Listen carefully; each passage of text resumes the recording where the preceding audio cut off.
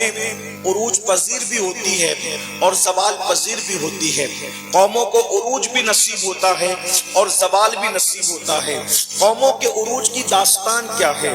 قومیں کب عروج پاتی ہے؟ قومیں کب زوال پذیر ہوتی ہے؟ قومیں کب ترقی کرتی ہے؟ قومیں کب جو ہے وہ ترقی نہیں کرتی ہے؟ قومیں کس وقت داتا بنتی ہے؟ قومیں کس وقت فقیر بنتی ہے؟ قومیں کس وقت بادشاہ بنتی ہے؟ قومیں کس وقت بھکاری بنتی ہے؟ اللہ اکبر۔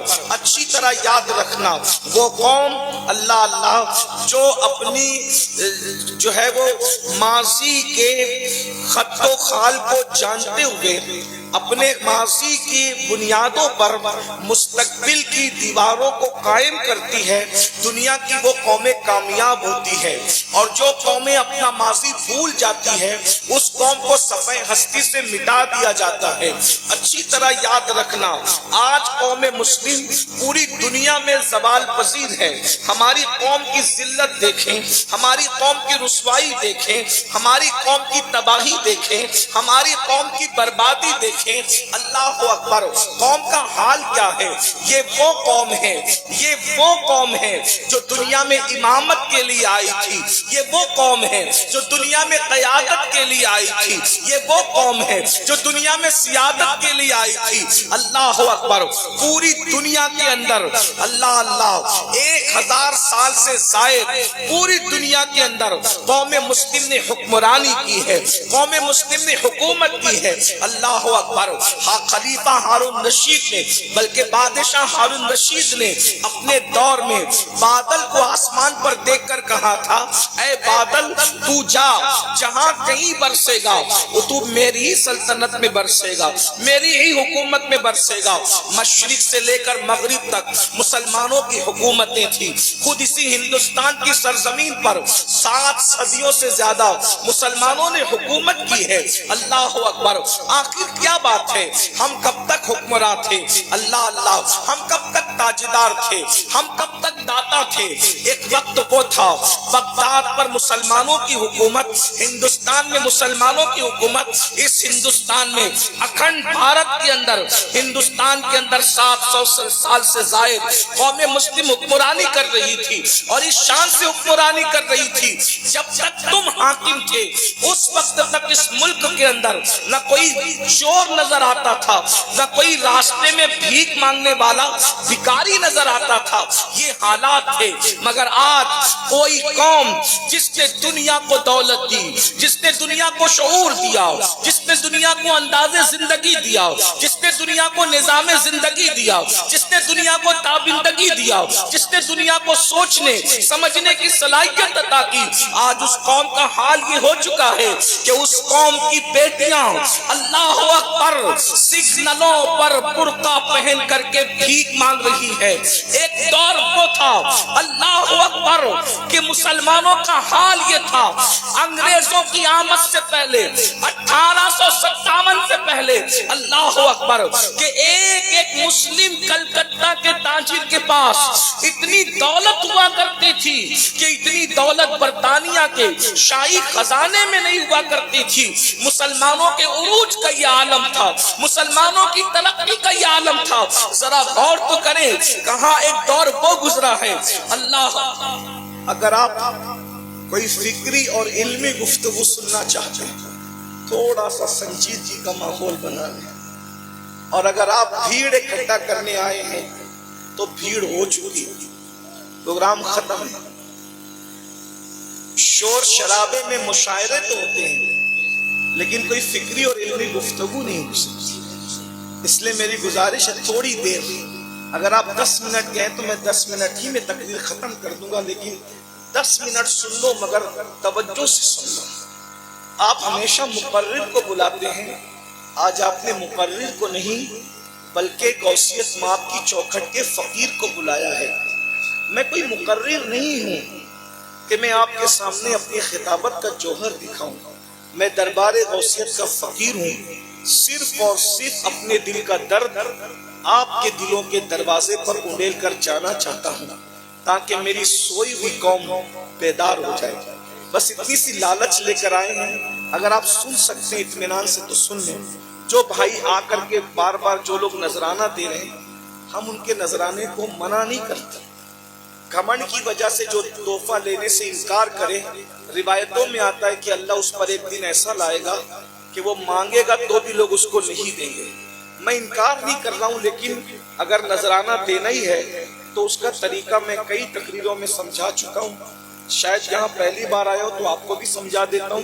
نذرانہ دینا چاہتے ہو ہم لیں گے، طریقہ سن لو. طریقہ یہ، جب کوئی بات پسند آئے اٹھ کے یہاں مت آئیے، ایک جیب سے پیسہ نکالیے، دوسری جیب میں ڈالیے، اور جب یہ محفل ختم ہو جائے تو صبح فجر کی نماز اپنے محلے کی مسجد میں ادا کیجئے، اور وہ ساری رقم اپنے امام کو یہ کہہ کر دے دیجئے کہ یہ میری طرف سے اور سید کی طرف سے، دونوں کی طرف سے آپ کو نذرانہ ہے. مجھے زیادہ خوشی ہوگی. ٹھیک ہے، نذرانہ اسی طریقے سے ہوتا ہے. باقی اور بات اب اگر آپ تاخیر کریں گے تو بہت تاخیر ہو چکی. ایک مرتبہ سب بلند آواز سے درود شریف پڑھ لیں. اللہ رب محمد صلی اللہ علیہ وسلم نحن عباد محمد صلی اللہ علیہ وسلم وعلى ذبی وآلہ ابد الدہور وکرم صلاۃ و سلام علیک یا جد الحسن والحسین وعلى آلک واصحابک یا جد الغوث الثقلین.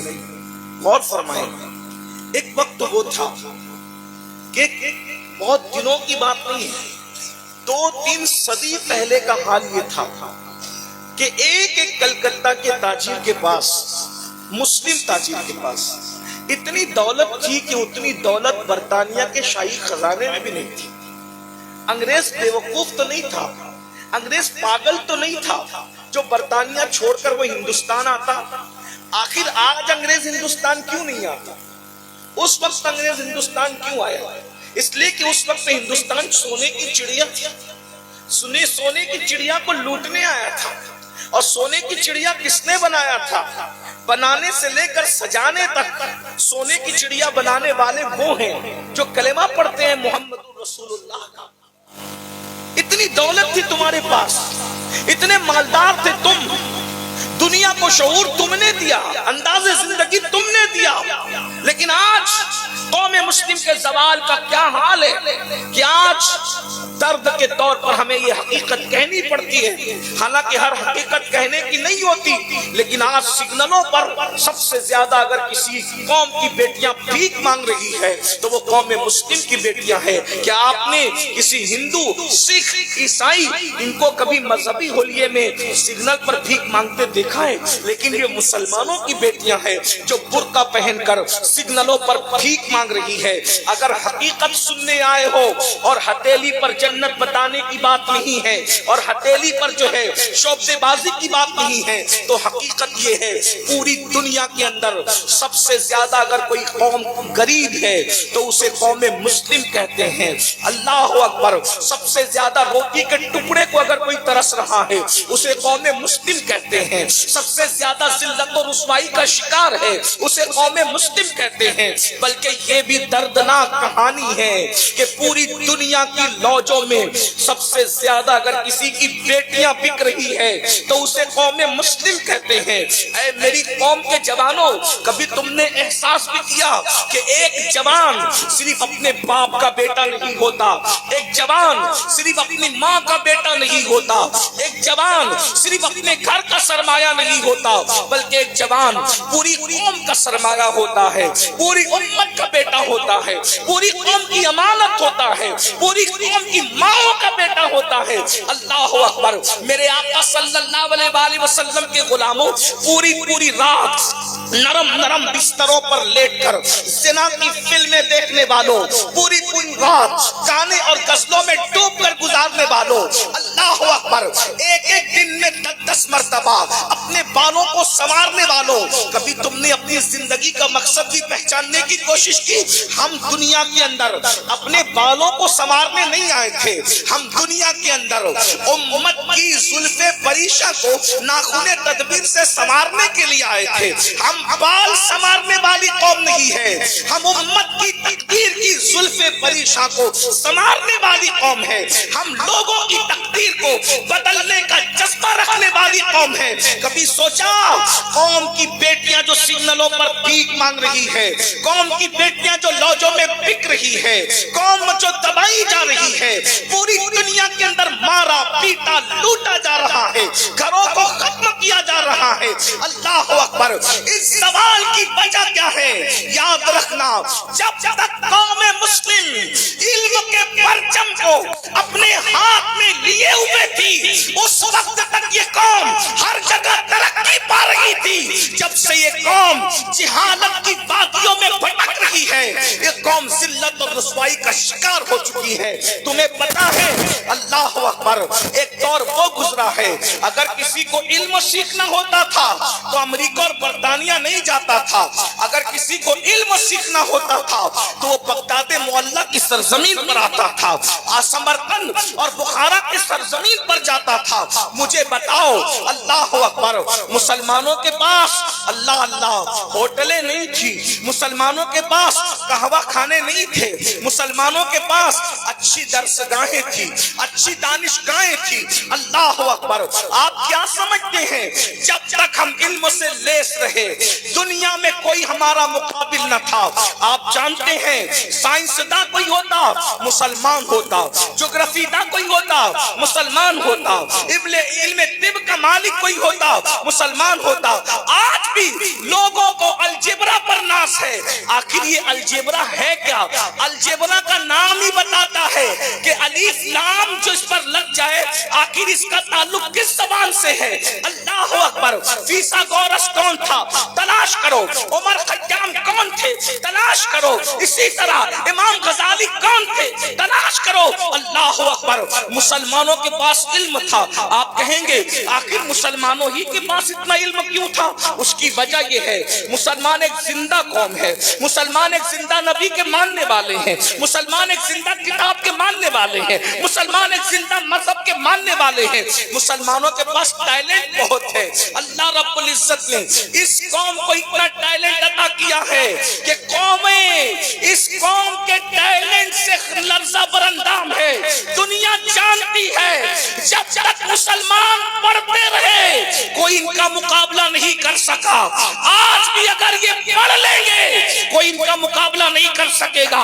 آپ سے پوچھتا ہوں، اگر آپ کو یہ معلوم ہے کہ تاج محل بنانے والا مسلمان ہے، لال قلعہ بنانے والا مسلمان ہے، بھول بھلیا بنانے والا مسلمان ہے، تو آپ کو یہ بھی پتہ ہونا چاہیے کہ ہندوستان کو ایٹمی قوت دینے والا بھی کوئی اور نہیں ہے، وہ بھی مسلمان ہے۔ زندہ باد۔ کیوں؟ یہ کام ان پڑھ، یہ کام ان پڑھ اور جاہل لوگ نہیں کر سکتے، یہ کام ان پڑھ اور جاہل لوگ نہیں کر سکتے۔ یہ کام اگر کوئی کر سکتا ہے تو پڑھے لکھے لوگ کر سکتے ہیں۔ میرے آقا علیہ الصلوۃ والتسلیم کے پیارے دیوانوں، اپنی بات کو آگے بڑھانے سے پہلے بتاؤں، میں نے ایک دعویٰ کیا، سن لینا صرف، میں نے ایک دعویٰ کیا کہ سائنسداں مسلمان ہوتے تھے، لوگ بھکاری بن کر ہمارے پاس علم کی خیرات لینے کے لیے آتے تھے۔ اس کا ثبوت پیش کروں، میرے جو نوجوان بچے یا بچے بیٹے اور بیٹیاں بیٹھے ہوئے ہیں، انہوں نے سائنس میں ایک اصول پڑھا ہوگا۔ سائنس کے علوم میں سے ایک علم ہے علم صوتیات، عربی میں اس کو علم صوتیات کہتے ہیں، یعنی کہ آواز کا علم۔ آواز کا علم جو ہے یہ ایک مستقل فن ہے، مستقل ٹاپک ہے، مستقل عنوان ہے۔ اب آپ کو میں ضابطہ سمجھاتا ہوں، بچے میری تائید کریں گے۔ آواز سنائی کیوں دیتی ہے؟ آواز سنائی کیوں دیتی ہے؟ تو میرے یہ جو نوجوان بچے جنہوں نے سائنس پڑھا ہے، مفہوم الفاظ بدلیں گے، مفہوم وہی رہے گا۔ آواز اس لیے سنائی دیتی ہے کہ آواز کی لہریں ہوا کے دوش پر سفر کرتی ہیں، اسی لیے آواز سنائی دیتی ہے۔ یہی ضابطہ ہے سائنس کے اندر۔ آواز اسی لیے چاند پر آواز سنائی نہیں دیتی، خلا میں آواز سنائی، یعنی جہاں ہوا نہیں ہے وہاں آواز سنائی نہیں دے گی۔ اسی طرح اگر کسی کو کانچ میں بند کر دیا جائے اور وہ اندر سے بولے تو آواز سنائی نہیں دے گی، کیونکہ وہ بول تو رہا ہے، ہونٹ ہل رہے ہیں، مگر آواز باہر کیوں نہیں ہے؟ کیونکہ اندر کی ہوا باہر نہیں آ رہی ہے، اور محتاج ہے الفاظ کہ وہ ہوا کے دوش پر سفر کرے، تبھی وہ کسی کے کان کو سنائی دے سکتے ہیں۔ بولو علم صوتیات کا یہ ضابطہ ہے کہ نہیں؟ سائنس نے یہ بیان کیا ہے کہ نہیں؟ اب میں آپ سے پوچھتا ہوں، سب سے پہلے اس ضابطے کو دنیا کے اندر کس نے پیش کیا؟ لوگوں نے علوم چرائے، فنون چرائے، اور ہمارے ناموں کو چھپا کر کے اپنے نام چپکا کر کے ان ظالموں نے ظلم کیا ہے. لیکن افسوس ہے ہم نے سب کی تاریخ پڑھی, اپنے اسلاف کی تاریخ نہیں پڑھی, اپنے بزرگوں کی تاریخ نہیں پڑھی, کیونکہ ہمیں تو فرصت ہی نہیں ہے. ہم انٹرنیٹ پر فلمیں دیکھنے میں اتنا مصروف ہے, ہمیں پتہ ہی نہیں ہے کہ ہمارے بزرگ کون کون ہیں, ان کی شان کیا ہے. اور ظالموں نے, کچھ ظالموں نے یا کچھ نادان دوستوں نے بزرگوں کو چند رسومات پر محدود کر دیا ہے. آئیے میں تمہیں بتاؤں, آواز کی لہریں ہوا کے دوش پر سفر کرتی ہے. یہ ضابطہ سب سے پہلے کس نے پیش کیا تو آپ کو میں بتاؤں, وہ کوئی اور نہیں تھا, وہ عابد بیمار سید سجاد مظلوم کربلا علی مرتضیٰ کا پوتا امام حسین کا بیٹا علی ابن حسین امام زین العابدین نے سب سے پہلے اس ضابطے کو پیش فرمایا. ثبوت, بات یوں ہی کہہ کے گزر جانے میں مزہ نہیں ہے. ثبوت, آؤ ثبوت پیش کرتے ہیں. ثبوت کیا ہے؟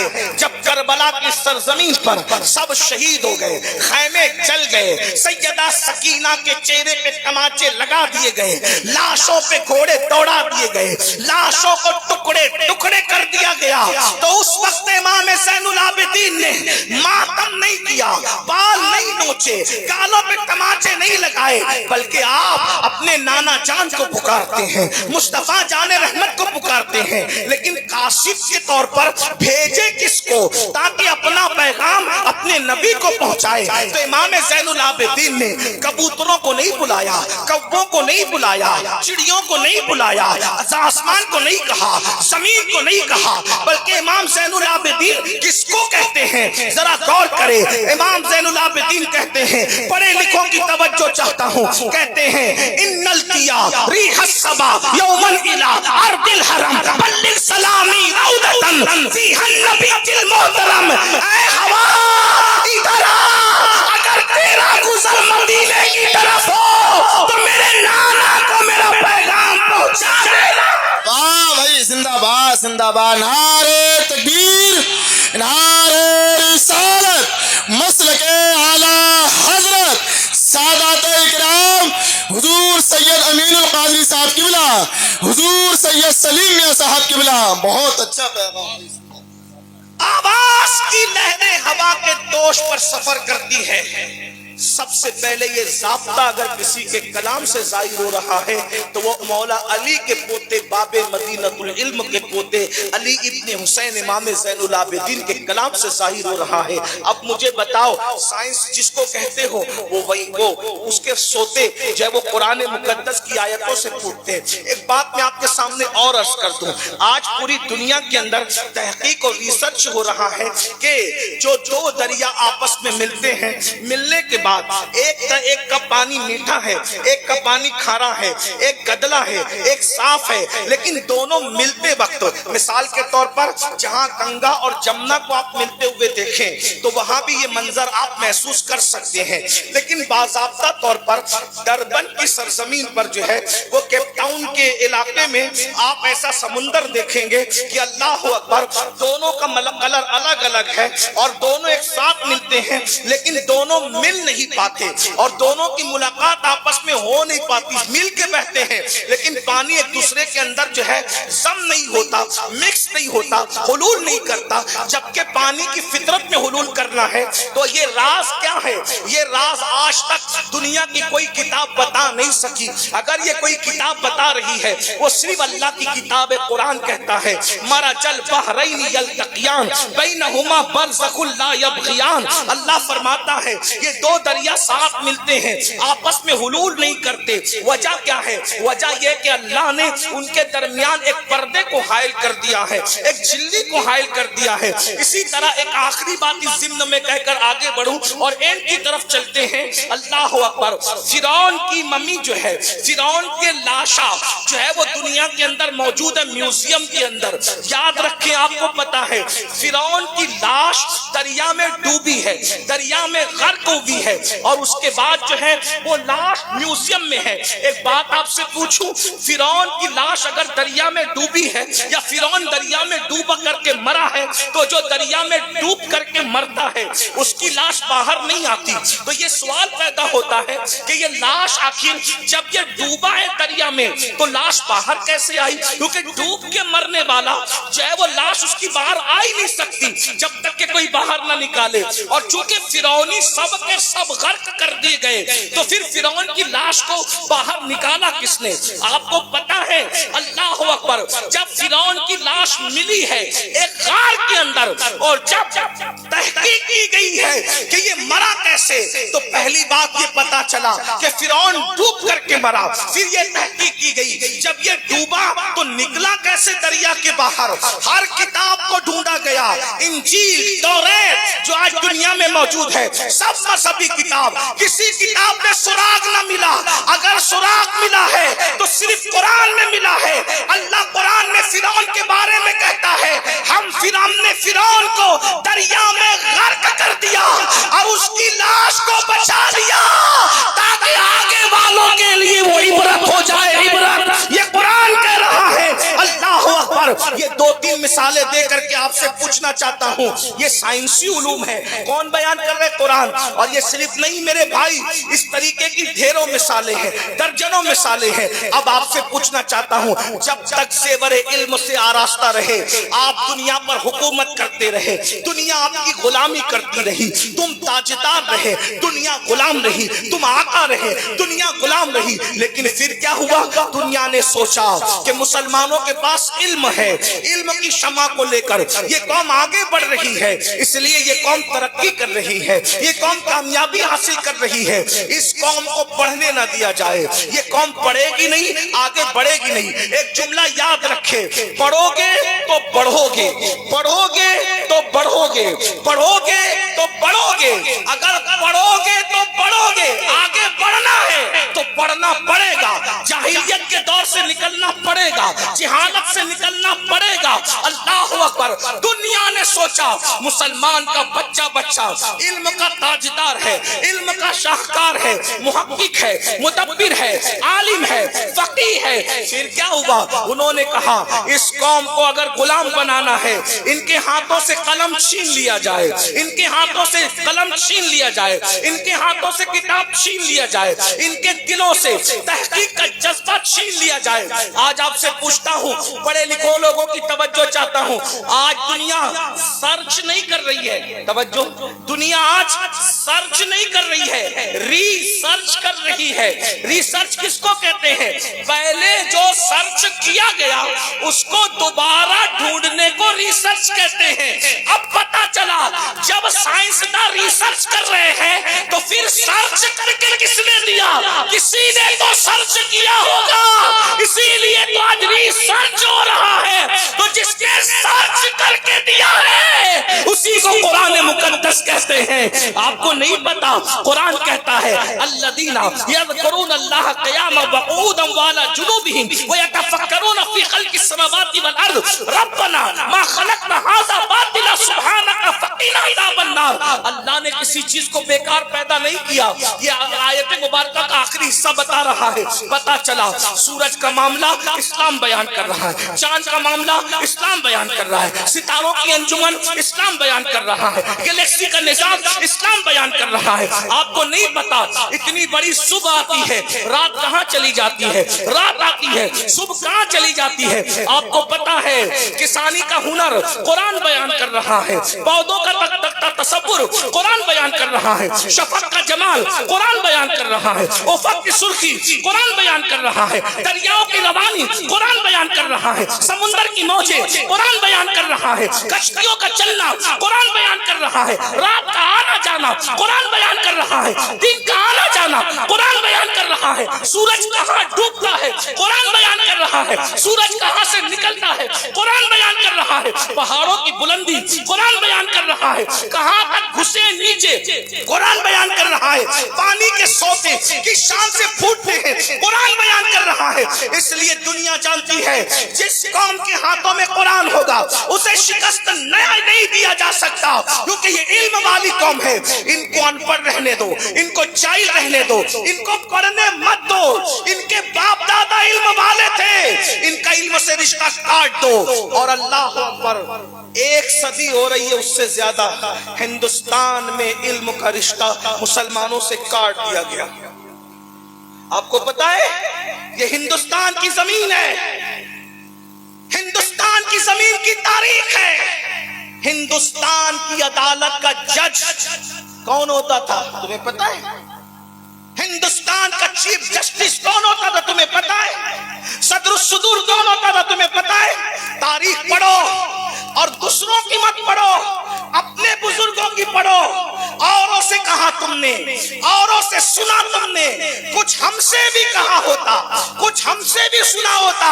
ہندوستان کی تاریخ ہے، ظہر کی اذان سے پہلے عدالت میں چیف جسٹس کی حیثیت سے جو فیصلے کرتا تھا، ظہر کی اذان کے بعد وہ جامع مسجد میں آ کے نماز پڑھاتا تھا، اسی جج کو دنیا علامہ فضل خیر آبادی کے نام سے جانتی ہے۔ یہ اپنے علم، اپنا علمی معیار، انگریز لوگ فضل خیر آبادی کے شاگرد تھے۔ فیصلوں کے فن کے اعتبار سے آپ کیا سمجھتے ہو؟ لیکن سازش کی گئی، جس قوم کو غلام بنانا ہے ان سے 2 چیز چھین لو، ایک دولت چھین لو اور ایک علم چھین لو۔ جب دولت اور علم چھن جائے گی پھر ان کو غلام بنانا آسان ہوگا، ان کو مارنا آسان ہوگا، ان کو کاٹنا آسان ہوگا، ان کو تباہ کرنا آسان ہوگا۔ اور پھر علم اور دولت کا رشتہ توڑنے کے لیے کیا کیا گیا؟ ہمیں نشے میں گرفتار کر دیا گیا، ہمیں فلموں میں گرفتار کر دیا گیا، ہمیں گانوں میں گرفتار کر دیا گیا، ہمیں غزلوں میں گرفتار کر دیا گیا۔ وہ قومیں جو رات بھر تحقیق اور ریسرچ کرتی تھی اس قوم کو مشاعروں میں مبتلا کر دیا گیا۔ رات بھر زلف و رخسار کی بات کرو اور علم کی بات نہ کرو، تحقیق کی بات نہ کرو، تدبر کی بات نہ کرو۔ میرے آقا علیہ السلام کے غلاموں، تمہارے ٹیلنٹ سے آج بھی لوگوں کو خطرہ ہے، اس لیے دنیا تمہیں پڑھنے نہیں دینا چاہتی۔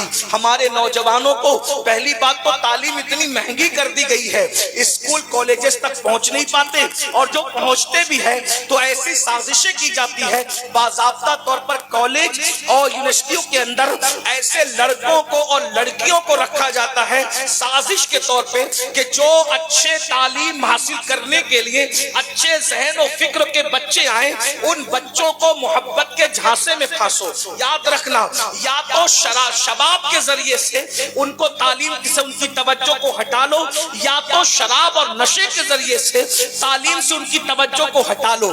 کیا ہو رہا ہے آج؟ ہمارے بچوں کو پڑھنے نہیں دیا جا رہا ہے۔ جو بچے پڑھنے جاتے ہیں یا تو حسن کا شکار ہو جاتے ہیں یا تو نشے کا شکار ہو جاتے ہیں۔ سلطان صلاح الدین ایوبی نے کہا تھا کسی بھی قوم کو تباہ کرنے کے لیے میزائل اور ہتھیار سے زیادہ اگر خطرناک کوئی چیز ہے تو وہ شراب اور شباب ہے۔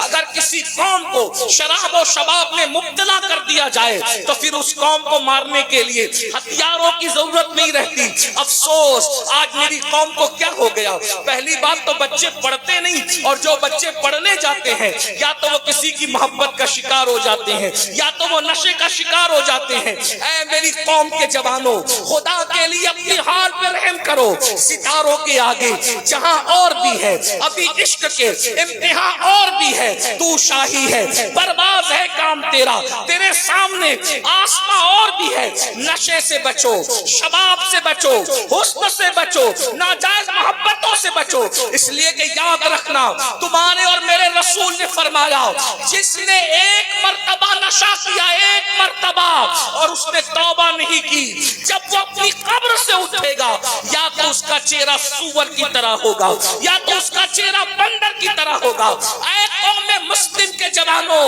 اپنے آپ کو سنبھالو، دنیا نے سازش کے طور پر تمہارے درمیان درخت کا نشہ، ہیروئن کا نشہ، گولیوں کا نشہ، شراب کا نشہ، الگ الگ نشے کو پرموٹ کرنا شروع کیا ہے۔ اور آپ جانتے ہیں کووڈ کے بعد سے تعلیمی معاملے میں اور گراوٹ آئی ہے، کیونکہ میں خود بھی ایک میڈیم انگلش اسکول کا چیئرمین ہوں اور جونیئر کالج کا بھی چیئرمین ہوں الحمدللہ۔ حالانکہ اس اعتبار سے ہم اپنا تعارف کبھی کرانا پسند نہیں کرتے، ہمارا تعارف یہ ہے اللہ اکبر وصدق و صفا گشت بیچارہ جامی غلام غلامان آل محمد۔ ہم نے خود اسکول قائم کیا ہے الحمدللہ، سنی دعوت اسلامی کے 15 سے زائد اسکول میڈیم انگلش اسکول چل رہے ہیں، اللہ کا شکر ہے۔ تعلیم کے معاملے میں ہم محنت کر رہے ہیں، اس لیے کہ ہم جانتے ہیں اللہ کے رسول علیہ السلام نے 23 سال کی قلیل مدت میں جو پورے عرب کے اندر انقلاب پیدا کیا تھا وہ خالص علمی انقلاب تھا۔ نماز کا حکم آنے سے پہلے، روزے کا حکم آنے سے پہلے، زکوٰۃ کا حکم آنے سے پہلے، صلہ رحمی کا حکم آنے سے پہلے سب سے پہلے جو آیت نازل ہوئی ہے وہ کون سی ہے؟ اقرا بسم ربک الذی خلق خلق الانسان من علق۔ یہ آیت مبارکہ پڑھنے سے تعلق ہے، پڑھو اپنے رب کے نام سے۔ میرے بھائیو دینی تعلیم بھی پڑھو، اور جسے لوگ دنیاوی تعلیم کہتے ہیں، ہم تو دینی اور دنیاوی تعلیم میں فرق نہیں کرتے۔ ہر علم قرآن سے نکلا ہے، ہر علم کے سوتے قرآن سے پھوٹتے ہیں، ہر علم کا سرچشمہ قرآن ہے، لیکن لوگوں نے تفریق کر دی اگر ہے تو ٹھیک ہے، لوگوں نے تفریق کیے تو سن لیں۔ دینی تعلیم بھی حاصل کرو اور دنیاوی تعلیم بھی حاصل کرو، اور دینی تعلیم بھی اپنے بچوں کو دو اور دنیاوی تعلیم بھی دو۔ کتنی دنیاوی تعلیم اتنی دو کہ گریجویٹ سے کم کوئی بچہ یا بچی نہیں رہنے پائے، اور دینی تعلیم اتنی ہونی چاہیے کہ گھر میں بچہ پیدا ہو تو اذان ہم خود ہی دیں، اور کسی کا انتقال ہو جائے تو جنازہ بھی ہم خود ہی پڑھائیں۔ ہمیں کسی مؤذن کی ضرورت نہ ہو، ہمیں کسی امام کی ضرورت نہ ہو، خود کفیل بنو۔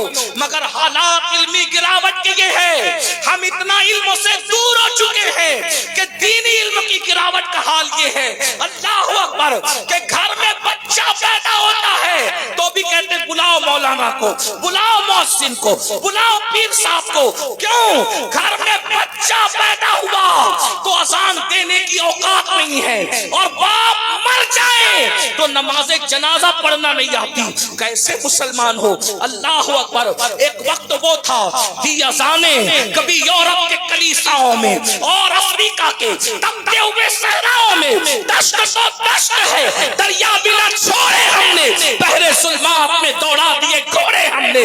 ارے تم نے افریقہ کے صحراؤں میں اذان دی تھی، کلیساؤں میں اذان دی تھی، تم صحراؤں میں اور کلیساؤں میں کیا اذان دو گے؟ اب تو تم اپنے گھر میں اپنے بچے کے کان میں اذان دینے کی صلاحیت نہیں رکھتے۔ کہتے ہو تباہی کی وجہ کیا ہے؟ تباہی کی وجہ یہ ہے کل تک تو کلیسا میں اذان دے رہا تھا، اب تو اپنے گھر میں اذان دینے کی صلاحیت نہیں رکھتا۔ اللہ اکبر۔ جس قوم کا حال یہ ہو کہ اپنے باپ کا جنازہ خود نہ پڑھ سکے، وہ قوم کیسے ترقی کر سکتی؟ اپنے بچوں کو تم نے بزنس مین تو بنا دیا، کیا اپنے بچوں کو مسلمان بھی بنایا؟ کتنا کم نصیب ہے وہ باپ کہ ساری دنیا جنازہ پڑھے اور اس کا بیٹا اس کا جنازہ نہ پڑھے تو تمہاری زندگی پر طوف افسوس ہے۔ کما تدین تدان۔ بچہ پیدا ہوا تو باپ کان میں اذان دینے کے قابل نہ تھا، اور باپ مر گیا تو بیٹا جنازہ پڑھنے کے قابل نہ تھا۔ یہ حال ہے۔ پھر کہتے ہو کہ ہم تباہ کیوں رہے، برباد کیوں رہے؟ کم سے کم علم دین اتنا سیکھو، اتنا علم دین سیکھو، اور اپنی بچیوں کو کہ علم کا ماحول یہ ہو، علم کا ماحول کہ گھر میں بچہ پیدا ہو تو اذان ہم دیں گے، فاتحہ ہم کریں گے، قربانی ہم کریں گے۔ معاذ اللہ میں علماء سے دور کرنے کی بات نہیں کرتا، میں آپ کو خود کفیل ہونے کی بات کرتا، اپنے پیروں پہ کھڑا کرنے کی بات کر رہا ہوں۔ اور دنیاوی ایجوکیشن اتنا کہ کم سے کم گریجویٹ ہونا چاہیے ہر بیٹا بیٹی۔ آپ کہتے ہیں مولانا نوکریاں نہیں ملتی، ہم نوکری کے لیے علم حاصل کب کرتے ہیں؟ ہم نے کبھی علم کا حاصل نوکری کے لیے نہیں کیا، ہم تو صلاحیتیں پیدا کرنے کے لیے علم حاصل کرتے ہیں۔ ایک ان پڑھ کے کھانے کا انداز اور ایک پڑھے لکھے کے کھانے کا انداز، دونوں میں فرق ہے. ایک ان پڑھ کے بولنے میں، ایک پڑھے لکھے کے بولنے میں فرق ہے. ایک ان پڑھ کے بیٹھنے میں، پڑھے لکھے کے بیٹھنے میں فرق ہے. ایک ان پڑھ کے سوچنے میں، پڑھے لکھے کے سوچنے میں فرق ہے. بتاؤں کتنا فرق ہے؟ سن لیجیے. ایک حجام تھا، ایک حجام تھا، اس کے دو بیٹے تھے. ایک پڑھا لکھا تھا، ایک ان پڑھ تھا. توجہ کرو، نوکریوں کے لیے تعلیم نہیں ہے، انسان کو انسان بنانے کے لیے تعلیم ہے. حجام کے دو بیٹے، ایک ان پڑھ ہے، ایک پڑھا لکھا ہے. حجام کے دشمنوں نے حجام کو ذلیل کرنے کے لیے اس کے بڑے بیٹے جو ان پڑھ جاہل تھا پوچھا تیرا باپ کیا کرتا ہے؟ کہا میرا باپ حجام ہے، حجامت کرتا ہے. ذلیل کر دیا باپ کو. پھر پڑھے لکھے بیٹے کے لیے بھی منصوبہ بنا، اس سے بھی کسی محفل میں پوچھیں گے کہ تیرا باپ کرتا کیا ہے. اب توجہ کرنا، علم کی برکت. جب حجام کے اس پڑھے لکھے بیٹے سے پوچھا گیا کہ تیرا باپ کیا کرتا ہے، توجہ پڑھے لکھوں کا انداز، تیرا باپ کیا کرتا ہے، تو اس پڑھے لکھے بیٹے نے جواب دیا جو سب کے سروں پہ ہاتھ رکھتے ہیں ان کے سر پر میرا باپ ہاتھ رکھتا ہے. آپ شاید نہیں سمجھ پائے ہوں گے لیکن میں سمجھاتا ہوں. یہ بھی تو پڑھے لکھے نہ ہونے کی علامت ہے. اس نے کہا میرا باپ جو سب کے سر پہ ہاتھ رکھتے ہیں ان کے سروں پہ ہاتھ رکھتا ہے. کیا مطلب؟ سلیم میاں جو آ رہا ہے سب کے سر پہ ہاتھ رکھ رہے ہیں. امین القادری جو آ رہا ہے سب کے سر پہ ہاتھ رکھ رہا ہے. مفتی ساجد جو آ رہا ہے سب کے سر پہ ہاتھ رکھ رہے ہیں. علامہ فہیم جو آ رہا ہے سب کے سر پہ ہاتھ رکھ رہے ہیں. نقیب محفل جو آ رہا ہے سب کے سر پہ، جو سب کے سر پہ ہاتھ رکھتا ہے. ہمت ہے تم میں سے کسی کی سلیم میاں کے سر پہ ہاتھ رکھ دو؟ ہے نہیں ہے. لیکن یہی سلیم میاں جب بال بڑے ہو جائیں، حجام کی کرسی پہ بیٹھے، نکالا پگڑی اور ہاتھ رکھ کے کرنے لگا ایسے ایسے، پتا چلا جو سب کے سر پہ ہاتھ رکھتا ہے حجام اس کے بھی سر پہ ہاتھ رکھتا ہے. پڑھے لکھے بیٹے نے کہا، یہ نہیں کہا کہ میرا باپ حجام ہے، بلکہ کیا کہا؟ جو سب کے سر پہ ہاتھ رکھتا ہے اس کے سر پہ اگر کوئی ہاتھ رکھتا ہے تو وہ کوئی اور نہیں ہے، تنہا میرا باپ ہے. اب بتاؤ میرا باپ کیا کرتا ہے؟ پتا چلا پڑھے لکھوں کے بولنے کے انداز میں اور ان پڑھوں کے بولنے کے انداز میں فرق ہے. پڑھے لکھوں کے کھانے کے انداز میں، ان پڑھوں کے کھانے کے انداز میں فرق ہے. پڑھے لکھے کے چلنے کے انداز میں، یہ جو لڑکے چھوکرے ہمارے سینہ تان کر آدھی آدھی آستین کی بنیان پہن کر روڈ پہ چلتے ہیں، یہ ان پڑھ اور جہالت کی وجہ سے ہے. ورنہ جو پڑھ لکھ لیتا ہے، قرآن کہتا ہے وَلَا تَمْشِ فِي الْأَرْضِ مَرْحًا، زمین پہ اکڑ کے مت چلو. پڑھے لکھے لوگ جب زمین پہ چلتے ہیں تو گردن جھکا کر عاجزی کے ساتھ چلا کرتے ہیں. ان کے چلنے کا انداز بھی الگ ہے. جب وہ گفتگو کرتے ہیں وَإِذَا خَاطَبَهُمُ الْجَاهِلُونَ قَالُوا سَلَامًا، وہ ہر کسی کے منہ نہیں لگتے، وہ جاہلوں کو دیکھ کے سلام کر کے گزر جاتے ہیں.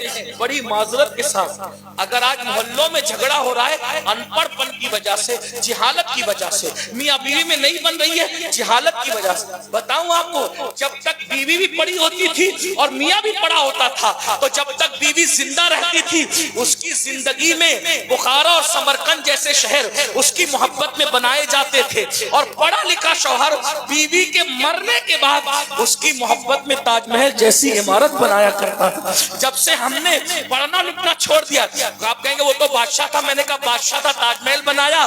پڑھا لکھا شوہر تاج محل نہیں بنا سکتا. کم سے کم کوئی غزل تو ضرور نظر کر دیتا ہے، کوئی کلام تو ضرور نظر کر دیتا ہے، اور نہیں کچھ کرتا تو کم سے کم محبت کے چمچل جملے بول دیتا ہے. آپ کو پتا ہے پڑھے لکھے شوہروں نے بیویوں کے ساتھ زندگی کیسے گزاری ہے؟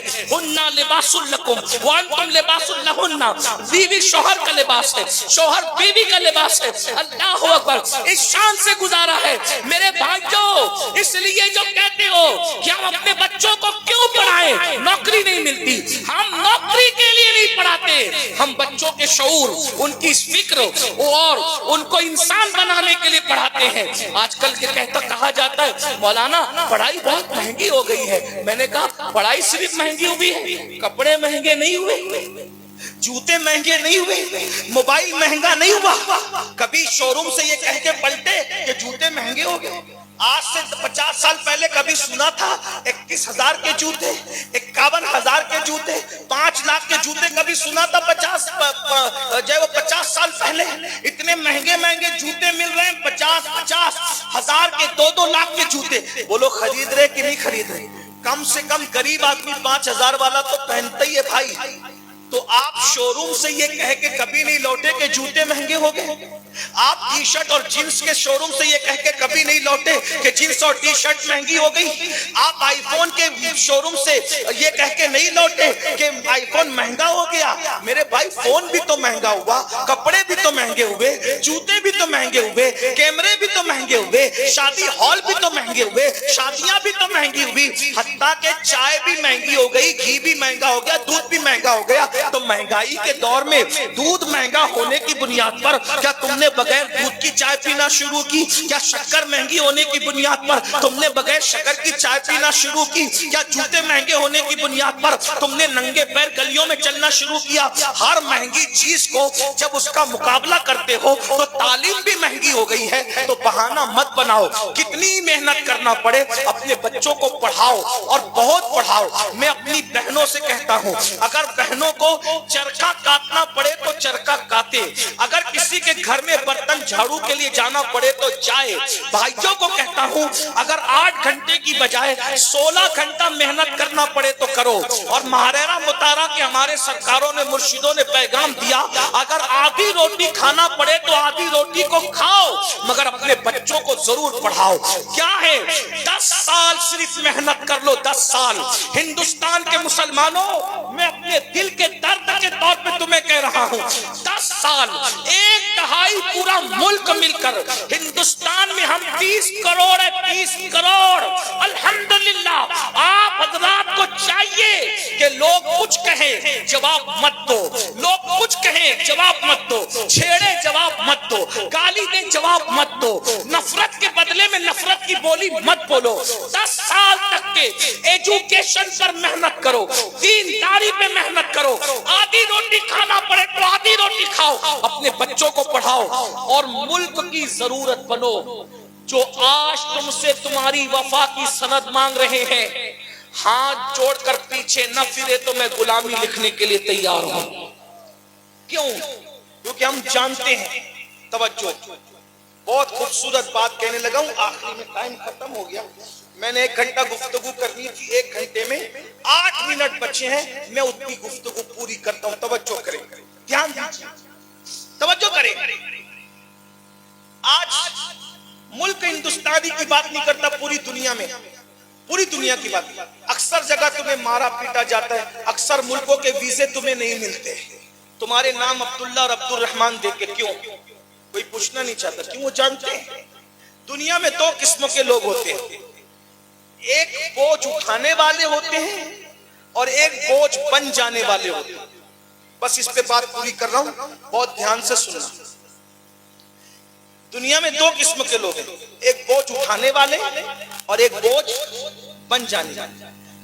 جو بوجھ بنے گا وہ اٹھا کے پھینکا جائے گا، جو بوجھ بنے گا وہ اٹھا کے پھینکا جائے گا.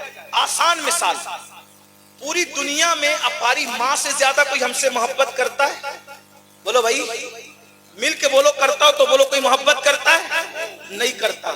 ہم نے اپنے بزرگوں سے بچپن میں سنا ہے ماں کے دل میں اللہ نے بچوں کے لیے وہ محبت ڈالی ہے کہ ماں مر جاتی ہے، اس کی روح نکل جاتی ہے مگر اس کے دل سے بچوں کی محبت نہیں نکلتی. اس پر ہمارے گھروں میں ایک واقعہ بیان کیا جاتا تھا جو میں اپنے نوجوانوں کو بتاؤں. آج وہ ماں باپ کی قدر نہیں کرتے. عنوان آ گیا تو بتا دوں، ماں باپ کی عزت نہیں کرتے، ماں باپ کو گھر کا کچرا سمجھ رکھا ہے. کتوں کو گھر میں بستروں پہ ساتھ میں لے کے سوتے ہیں اور ماں باپ کو گھر سے نکال کے باہر کرتے ہیں.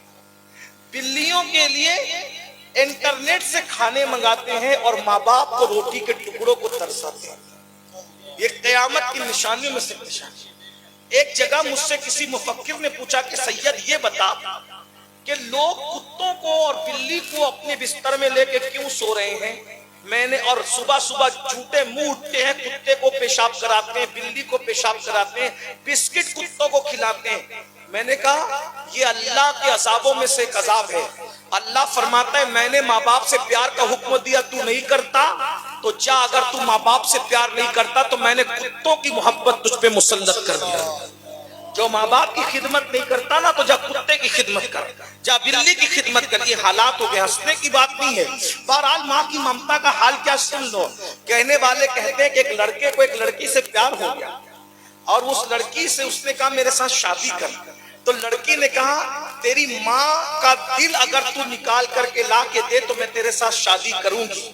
اس نے ظالم نے آؤ دیکھا نہ تاؤ دیکھا, گھر گیا, ماں انتظار میں بیٹھی تھی, ماں پہ حملہ کیا اور ماں پہ حملہ کر کے اس کو مارا, اس کا سینہ چیرا, سینے سے دل نکالا اور دل نکال کر کے جب دوڑتے جا رہا تھا, بھاگتے جا رہا تھا کہ جلدی سے اپنی محبوبہ کو دل پیش کر دے, ماں کا کٹا ہوا دل. تو جیسے ہی جانے لگا جلدی میں ٹھوکر لگی اور ٹھوکر لگی تو گر پڑا, ہاتھ سے ماں کا دل چھوٹا, دھڑکتا ہوا دل چھوٹا. اس لیے کہ انتقال کو ابھی زیادہ ٹائم نہیں ہوئے تھے, ابھی جلدی ماں مری تھی. دل چھوٹا, جیسے ہی دل چھوٹا اٹھا, سنبھلا اور سنبھلنے کے بعد جیسے ہی اپنے کپڑے صاف کیے تو ماں کے دل کے قریب جا کر اٹھاتا ہے اور اٹھاتا ہے تو اس دل سے کٹے ہوئے دل سے آواز آتی ہے بیٹا تجھے کوئی چوٹ تو نہیں آئی.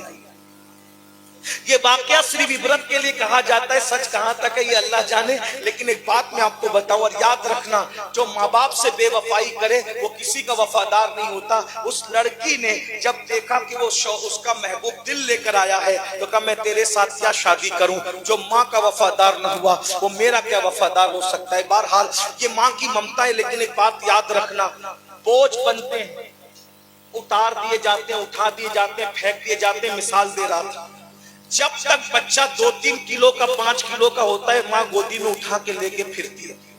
جب بچہ اتنا وزنی ہو جائے کہ 10-11 کلو کا ہو جائے, اٹھانے کے قابل نہ رہے, بوجھ بن جائے تو ماں بھی گود میں لینا بولو بھائی چھوڑتی ہے کہ نہیں چھوڑتی.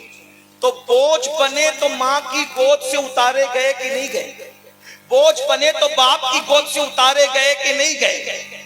پتا چلا دنیا میں 2 قسم کے لوگ, ایک بوجھ بننے والے اور ایک بوجھ اٹھانے والے.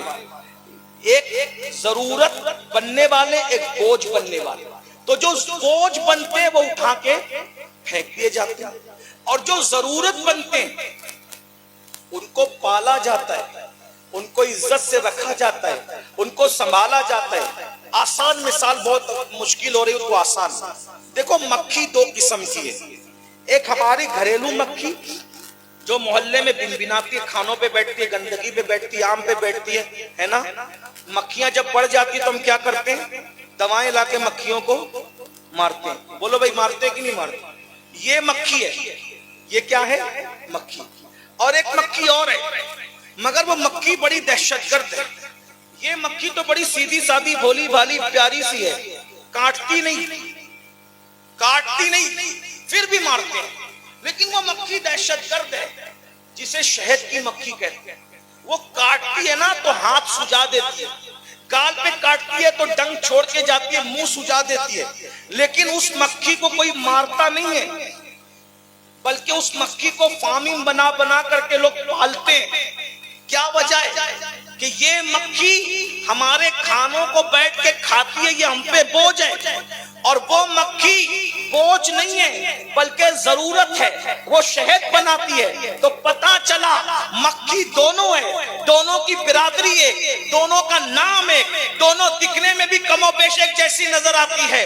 لیکن یہ مکھی بولی بھالی ہو کر بھی غلاظت پہ بیٹھ کے, گندگی پہ بیٹھ کے لوگوں پہ بوجھ بنتی ہے, لوگوں کا مفت میں کھاتی ہے, مفت خور ہے, اس لیے یہ ماری جاتی ہے. اور وہ مکھی مفت خور نہیں ہے بلکہ لوگوں کی ضرورت ہے, اس لیے پالی جاتی ہے. اب پتا چلا اگر دنیا میں عزت کے ساتھ رہنا ہے تو لوگوں پہ بوجھ مت بنو بلکہ لوگوں کی ضرورت بنو.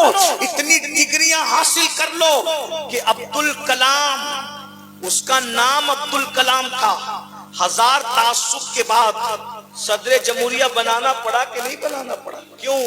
اس لیے کہ وہ صلاحیتوں کا مالک تھا, اس نے ہندوستان کو اتنی طاقت عطا کی تھی.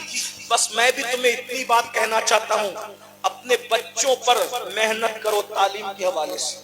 جتنا ٹیلنٹ ہمارے بچوں کے پاس ہے کسی کے پاس نہیں، کیونکہ ہمارے سینوں میں قرآن ہے، قرآن کی برکت ہے، ہمارے سینوں میں رسول اللہ کا عشق ہے، اس کی برکت ہے۔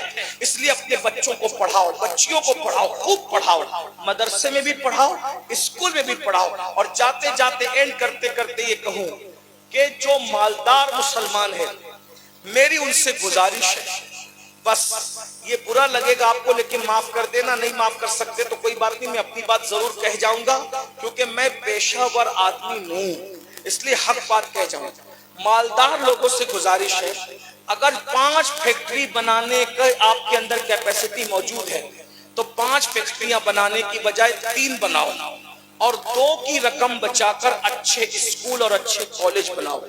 اسکول اور کالج اچھی خدمت بھی ہے، اچھا بزنس بھی ہے، پیسہ کماؤ اس سے۔ اور دوسری آخری بات، جو تنظیمیں اور تحریکیں ہیں ان سے میری گزارش ہے کہ جلسوں پر لاکھوں روپے خرچ کرنے کی بجائے تعلیم پر لاکھوں روپے خرچ کرنے کی کوشش کریں۔ ہم لوگوں کو کہتے ہیں دیکھو ہم بہت کچھ کر سکتے ہیں، میری بات صرف سنجیدگی سے سننا۔ الحمدللہ میں سنی ہوں، اس کی سند لینے کے لیے مجھے کسی کی ضرورت نہیں ہے، ٹھیک ہے نا؟ اس لیے کوئی دین کا ٹھیکیدار نہیں ہے دنیا میں۔ ایمان کی سند گنبد خضرا سے ملتی ہے، اتنا یاد رکھنا۔ اور ہمارا عقیدہ ہے انہیں جانا، انہیں مانا، نہ رکھا غیر سے کام، للہ الحمد میں دنیا سے مسلمان گیا۔ دشمن احمد میں شدت کیجئے، ملحدوں کی کیا مربت کیجئے، غیظ میں جل جائیں بے دینوں کے دل، یا رسول اللہ کی کثرت کیجئے، شرک ٹھہرے جس میں تعظیم حبیب، اس برے مذہب پہ لعنت کیجئے چرچا انہی کا صبح و شام، جانے کافر پر قیامت کیجئے۔ ایک گزارش ہے، جو بچے ان پڑھ ہیں، بچیاں ان پڑھ ہیں، ان کے لیے تنظیمیں تحریکیں اور ہم کیا کر سکتے ہیں؟ یہ تو بزنس مین لوگوں کے لیے میں نے بتا دیا کہ کماؤ اور پڑھاؤ، آپ کیا کر سکتے ہیں؟ پیر صاحب کا عرس کرتے ہو، کرو، منع نہیں کر رہا ہوں، لیکن پیر صاحب کے عرس میں جو قوال اور قوالن کو بلا کر مقابلے کرا کے لاکھوں روپے ان پہ لٹا دیتے ہو، وہ پیسے بچا لو۔ 1 لاکھ روپے کی چادریں جو اپنے پیر کے مزار پہ چڑھاتے ہو، 1000 کی چڑھا کے 99 ہزار روپے بچا لو، اور اپنے پیر کے نام سے ایک اچھا اسکول قائم کر دو، ایک اچھی یونیورسٹی قائم کر دو، ایک اچھا کالج قائم کر دو۔ پیر صاحب کو پھول چڑھانے سے جتنے فائدے ہوتے ہیں، ادھر ختم کر تو کچھ نہیں، بہت اہم بات۔ میں عرفانی حقانی نورانی تقریر یاد کر کے نہیں آتا ہوں میرے بھائی کے، رٹ کیا ہوں تراوی کی طرح جو چاہے پڑھ کے سنا دو نہیں۔ آپ جیسا ماحول کریٹ کرتے ہیں نا، پھر وہ ذہن میں باتیں مضامین آتی ہے تو میں پیش کرتا ہوں۔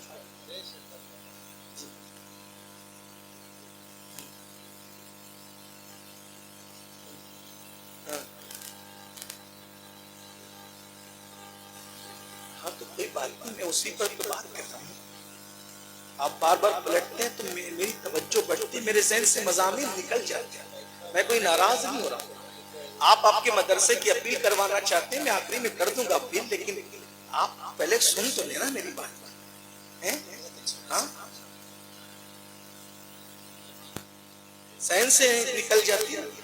میں آفاقی بات کر رہا ہوں، آپ محلے میں محدود ہیں۔ میرے عزیز، میں یہ کہنا چاہتا ہوں کہ ہمارے پیر لوگ جو دنیا سے تشریف لے گئے، ان کے مزار پہ 1 لاکھ کی چادر ڈالنے کی بجائے 1000 کی ڈالو، منع نہیں کر رہا ہوں، ورنہ لوگ گالیاں دیتے کہ یہ چادر ڈالنے سے منع کرتا ہے۔ میرے بھائی میں کیوں منع کر سکتا ہوں؟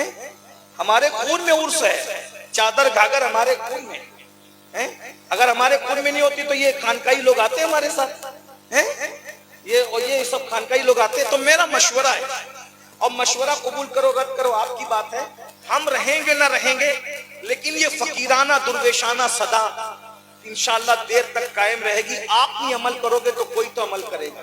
ہم چیخ کر جا رہے ہیں، ہم آواز لگا کے جا رہے ہیں، صدا لگا کے جا رہے ہیں، اپنی ذمہ داری پوری کر کے جا رہے ہیں۔ آپ چاہو کرو، چاہو نہ کرو، قیامت میں آپ کو کچھ۔ اور اللہ کا شکر ہے، صرف جلسے میں بول کے نہیں جا رہا ہوں، بے فضل تعالیٰ حضور کی نالین کا صدقہ ہے کہ میری عمر 40 سال پوری ہو چکی ہے، اور ہمارے اسکول کے قیام کو الحمدللہ 17 سال ہو رہے ہیں الحمدللہ. اور اللہ کا شکر ہے 10ویں جماعت جس دن سے ہمارے بچوں نے 10ویں کو پاس کرنا شروع کیا اس دن سے لے کے آج تک ہمارا رزلٹ ہر سال 100% آتا ہے الحمدللہ. ہاں اللہ کا شکر ہے تعلیمی معیار بھی اتنا بلند ہے. تو میری گزارش یہ ہے قوال اور قوالن کا مقابلہ ہمارے مذہب میں نہیں ہے. خانقاہی سماع ہمارے مذہب میں اس کا ایک اپنا انداز ہے, ہم اس کے منکر نہیں ہیں. لیکن آپ سے کہنا چاہتا ہوں وہ اس پہ جو 2-2 لاکھ روپے لٹاتے ہو, 5-5 لاکھ روپے لٹاتے ہو, نچاتے ہو, پھر 1-1 لاکھ روپیہ جو ہے وہ چادر چڑھاتے ہو, پھر پھول چڑھاتے ہو, پھر خرچہ کرتے ہو اور لوگوں کو ہزاروں لوگوں کو کھانا بھی کھلاتے ہو. کھانا کھلانے سے منع نہیں کرتا, ہزاروں کی بجائے 500 لوگوں کو کھلاؤ, 100 لوگوں کو کھلاؤ. کیوں؟ ابھی کھلائے نا رات کو, صبح کو پھر بھوکا ہو جائے گا. لیکن اگر اسی رقم سے آپ نے کسی بچے کو قلم دے دیا, پیٹ بھرا آدمی دوسرے کا پیٹ بھر جائے ضروری نہیں ہے, لیکن ایک پڑھا لکھا آگے اپنی 7 نسلوں کو پڑھا سکتا ہے. اس لیے میری گزارش ہے کہ یہ عرس پر جو فضول خرچیاں کرتے ہو, یہ جلسوں میں جو فضول خرچیاں کرتے ہو, ایک ایک مقرر کو تم 35-35 ہار پہناتے ہو. ابھی مجھے آپ کے گاؤں میں میں آیا, آپ کے گاؤں میں آنے سے لے کے اسٹیج پر آنے تک مجھے تقریباً 25 سے 30 ہار پہنائے گئے. میں کہتا ہوں مت پہناؤ نا, 30 ہار پہنا کے بھی امین القادری کے مرتبے میں تم نے کیا اضافہ کیا؟ بتاؤ کیا اضافہ کیا؟ جب ہار نہیں تھا تو بھی امین القادری تھا, اور 30 ہار پہنائے تو بھی امین القادری وہی امین القادری ہے. سرخاب کے پر لگا کے نہیں بھیجو گے مجھے یہاں سے, تو جو 30 ہار میرے مرتبے میں اضافہ نہیں کر سکتے نہ یہاں نہ وہاں, تو پھر مجھے بتاؤ یہ 30 ہار کیوں؟ ارے یہ 30 ہار میں سے ایک ہی ہار پہناتے اور 29 ہار قوم کی ترقی میں تعلیم کے نام پہ خرچ کرتے, لیکن نہیں کرتے.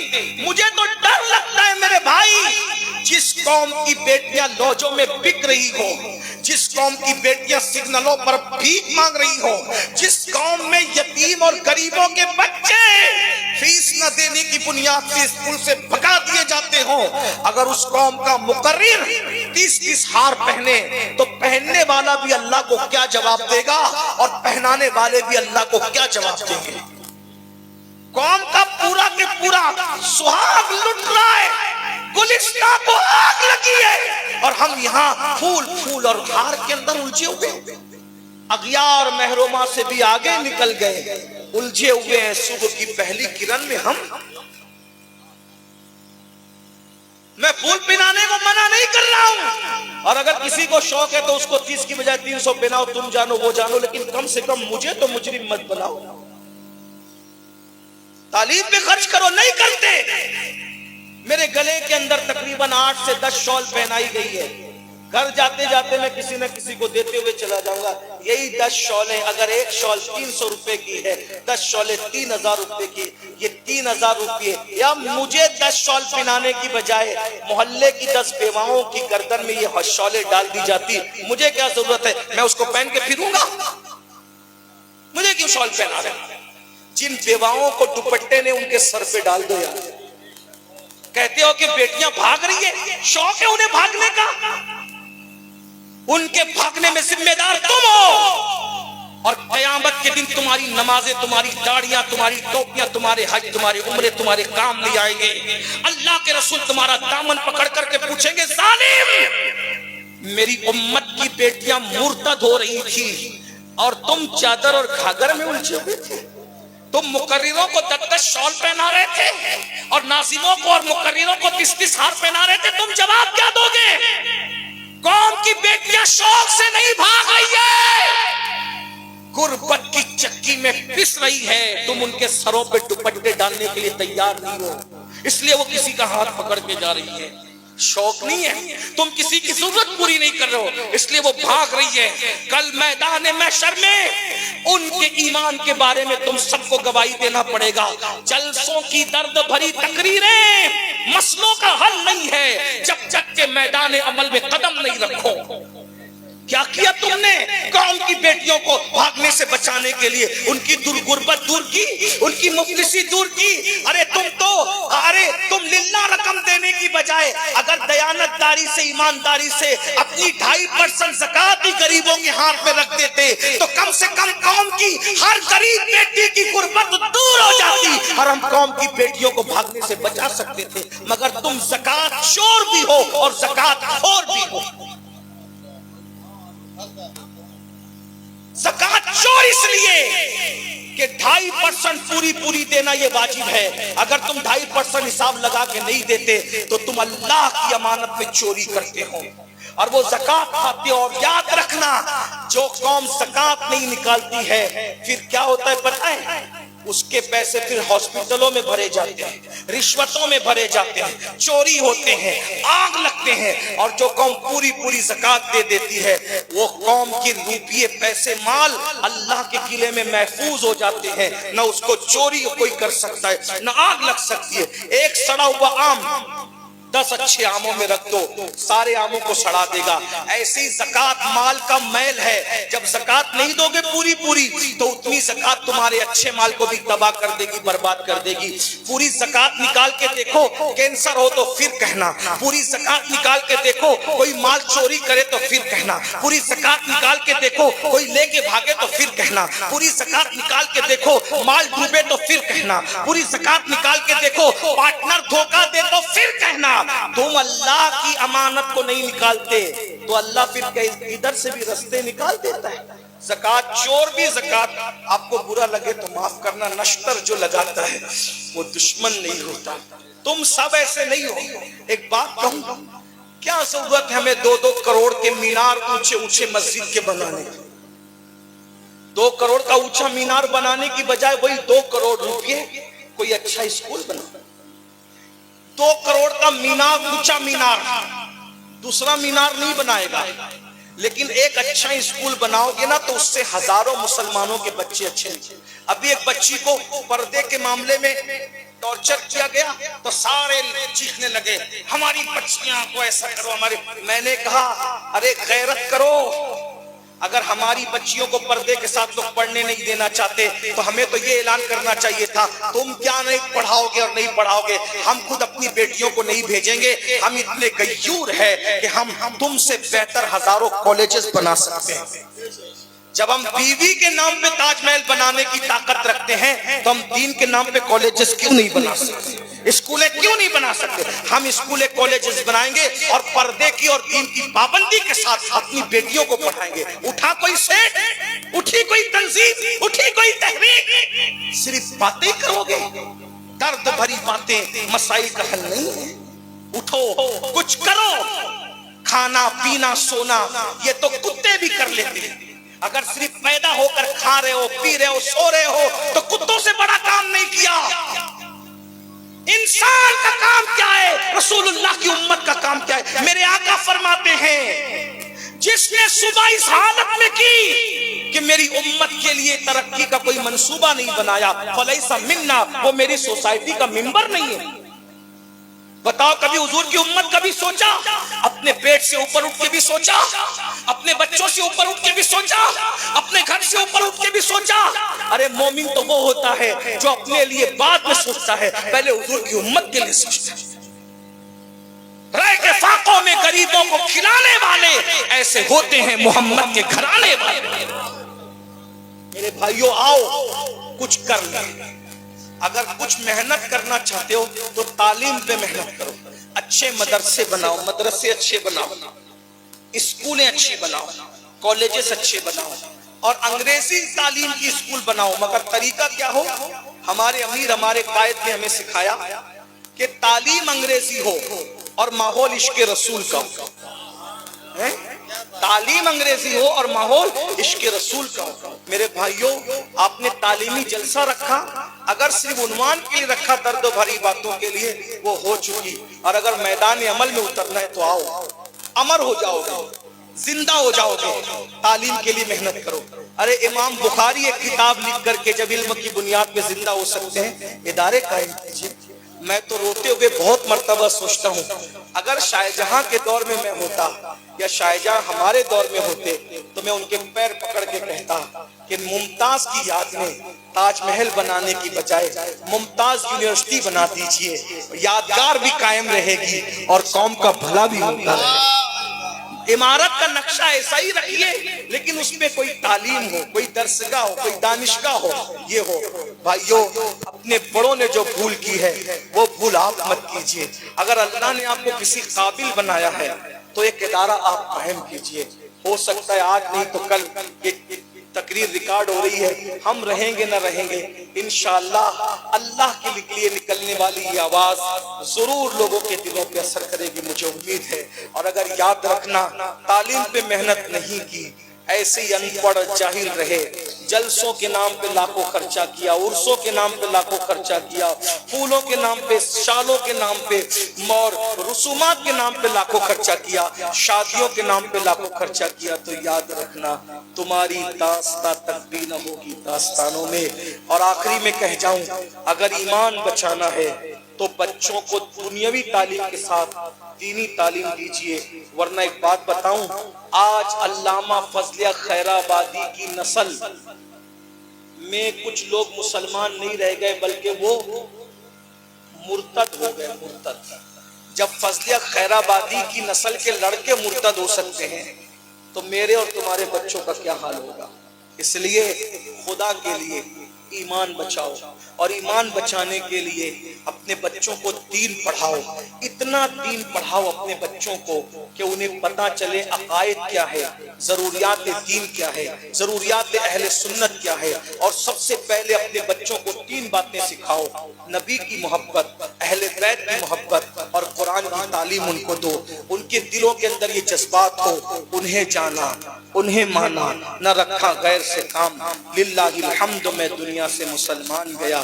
میری گزارش ہے شادیوں کے خرچے کنٹرول کرو، کوشش کرو 10 لاکھ روپے شادی پہ خرچ کرنے کی بجائے 2 لاکھ میں شادی کر دوں گا، 8 لاکھ بچا کر اپنی بیٹی اور اپنے بیٹے کی خوشیوں کے لیے میں کوئی ایک اچھے ادارے پر محنت کروں گا، تعلیم پہ محنت کروں گا۔ چند بچوں کو آپ اپنی گود لے لیجئے کہ میں نے اس کے اسکول کی فیس بھرنا ہے، اس کے مدرسے کی فیس بھرنا ہے، مدرسے کی فیس بھرنا ہے، اس کے اسکول کی فیس بھرنا ہے، میں نے پڑھانا ہے۔ یا نہیں تو ایک بچے کو لے لیجئے کہ میں KG سے لے کر اس کو گریجویٹ بنانے تک میں نے محنت کرنا ہے، یا پھر اس کو الف با کی تختی سے لے کر مفتی بنانے تک میں نے اس کا خرچ اٹھانا ہے۔ ایک کو پڑھا لو، وہی ایک آپ کی نجات کے لیے کافی ہوگا۔ جو غریبوں کے بچے ہیں میں ان سے کہنا چاہتا ہوں، اگر تمہارے ماں باپ تم کو نہیں پڑھاتے، بچوں حوصلہ مت ہارو، آدھا دن کام کرو، آدھا دن اسکول پڑھو، ہمت مت ہارنا، اس لیے کہ ہزاروں جنگ ہارنے سے اتنا نقصان نہیں ہوتا جتنا ایک بار ہمت ہارنے سے نقصان ہوتا ہے۔ میں اپنے بچوں کو کہنا چاہتا ہوں، عبدالکلام جو ہمارے ملک کے صدر جمہوریہ تھے نا، جب وہ رزلٹ لے کر کے آئے تھے تو ان کی ماں اور ان کے باپ نے کہا تھا ہم تجھے پڑھانے کی طاقت نہیں رکھتے۔ ان کے دادا نے کہا تھا بیٹا میں تجھے پڑھاؤں گا جب تک میں زندہ ہوں۔ ان کی بوا نے، پھپھو نے کہا تھا میرے زیور بیچ کر تجھے پڑھاؤں گی۔ دادا کی دولت بھی ختم ہو گئی، پھپھی کے زیور بھی بک گئے، پھر بھی عبدالکلام پڑھ نہ سکے۔ تو عبدالکلام نے فیصلہ کیا میں خود محنت کر کے پڑھوں گا۔ اور آپ کو پتا ہے جسے دنیا عبدالکلام، APJ عبدالکلام کہتی ہے، ملک کا صدر جمہوریہ ہمارا جو تھا، اس نے روڈ پر اخبار بیچا، اخبار، اور دن بھر اخبار بیچتے اور اخبار بیچ کر جو رقم آتی اسی سے اپنی کتاب، کاپیاں، قلم اور اسکول کی فیس بھرتے۔ اور پھر انہوں نے اتنی محنت سے پڑھا، اور ایک دن آیا کہ اتنے غریب کا بچہ اتنے بڑے ملک ہندوستان کا صدر جمہوریہ بن گیا۔ میں اپنے بچوں سے کہتا ہوں غریبوں نے ہی پڑھائے۔ امام غزالی کون تھے؟ ان کی ماں جوانی میں بیوہ ہو گئی تھی، بچے تھے، ماں نے پڑھایا، غربت میں پڑھا۔ غوث پاک بچپن میں یتیم ہو گئے تھے، ماں نے پڑھایا، غربت میں پڑھا۔ غوث پاک نے تو اتنی غربت میں پڑھا بھائیوں کہ 36 سال تک کم و بیش درخت کی پتیوں پہ گزارا کیا ہے شیخ عبدالقادر جیلانی غوث پاک نے۔ غور فرمائے، محبوب الہی ان کی اماں چرخہ کاٹتی تھی، چرخہ جب دستار بندی کا وقت آیا استاد نے کہا تمہاری امی کو کہو کہ دستار ہونے والی ہے، امامے کا اور دعوت کا انتظام کرے، تو کہا تمہارے استاد سے کچھ دن کی مہلت لے لو کیونکہ ہمارے پاس پیسے نہیں ہے دستار خریدنے کے لیے، میں چاند کی روشنی میں تمہارے لیے دستار اپنے ہاتھ سے بنا کروں گا۔ چرخہ چلاتی تھی محبوب الہی کی اماں، بابا فرید کی اماں نے بابا فرید کو پڑھایا، یہ بھی بچپنے میں یتیم ہو گئے تھے۔ تو بھائیوں غریبوں کے بچوں نے جس حوصلے سے پڑھا ہے، اوروں کے بچوں نے اتنا نہیں پڑھا، لیکن یہ بھی کہہ دوں غریب کے بچے ایسے پڑھتے تھے اور مالداروں کے بچے کیسے پڑھتے تھے۔ آپ کو پتہ ہے رضیہ سلطانہ کو تاریخ میں پڑھا ہے، رضیہ سلطانہ کا دوسرا رخ تمہیں نہیں معلوم ہے۔ رضیہ سلطانہ شمس الدین التمش کی بیٹی تھی، ہندوستان کے بادشاہ کی، دلی کے بادشاہ کی بیٹی، اتنی بڑی عالمہ تھی کہ ہندوستان کے عالم لوگ جہاں مسئلے میں پھنس جاتے اور کہیں جواب نہیں ملتا تو پردے کے پیچھے رضیہ سلطانہ کے پاس آ کے کھڑے ہو کر کہتے یہ مسئلہ کیا ہے، وہ سنت عائشہ صدیقہ کو زندہ کرتے ہوئے پردے کے پیچھے سے وہ مسئلے حل کر دیتی جو مرد حل کرنے کے قابل نہ تھے۔ اتنا پڑھایا تھا، بیٹیوں کو بھی پڑھایا، بیٹوں کو بھی پڑھایا۔ آئیے علم کی شمع کو لے کر چلیں، وقت جو دیا تھا اس سے بہت زیادہ وقت ہو گیا۔ کیا میں امید کرتا ہوں آج سے انقلاب آئے گا، پڑھاؤ گے اپنے بچوں کو؟ کتنے لوگ وعدہ کرتے ہیں پڑھاؤ گے اپنے بچوں کو؟ ہاتھ اٹھا کے وعدہ کریں، ذرا ہاتھ اٹھائیں، دونوں اٹھائیں، سلیم میاں سید صاحب یہ سارے لوگ گواہ ہو جائیں، نعیم میاں سادات اٹھا کے رکھیں نا بھائی، اٹھا کے رکھیں، بولو پڑھاؤ گے نا اپنے بچوں کو؟ دین اور دنیا دونوں پڑھاؤ گے نا انشاءاللہ؟ اور جو بچے وہ پڑھیں گے نا انشاءاللہ؟ اور یہ مولانا فہیم صاحب انہوں نے جو ادارہ قائم کرنا ہے اس میں بھی ان کی مدد فرمائے، بہت جان ڈال رہے تھے، میں اس کا بھی اعلان کرتا ہوں کہ بلکہ ایک بات کو بھی مولانا فہیم کا نہیں بھائیو، علم کے معاملے میں جو بھی صحیح العقیدہ مسلمان کوشش کرے اس کے ساتھ جڑ جاؤ، خوب محنت کرو تعلیم کے لیے۔ میرے آقا فرماتے ہیں جو علم کے ذریعے سے زندہ رہتا ہے وہ کبھی مرتا نہیں، وہ ہمیشہ زندہ ہے۔ آج اگر اعلیٰ حضرت زندہ ہے نا تو اعلیٰ حضرت اپنی کرامتوں کی وجہ سے زندہ نہیں ہے، گڑی ہوئی کرامتوں کی وجہ سے۔ اعلیٰ حضرت اپنے پٹھانی نسب کی وجہ سے زندہ نہیں ہے، اعلیٰ حضرت اگر جو زندہ ہے تو 1000 سے زیادہ جو کتابیں لکھی تھی اس علم کی وجہ سے امام احمد رضا زندہ ہے۔ اس لیے علمی محنت کرو۔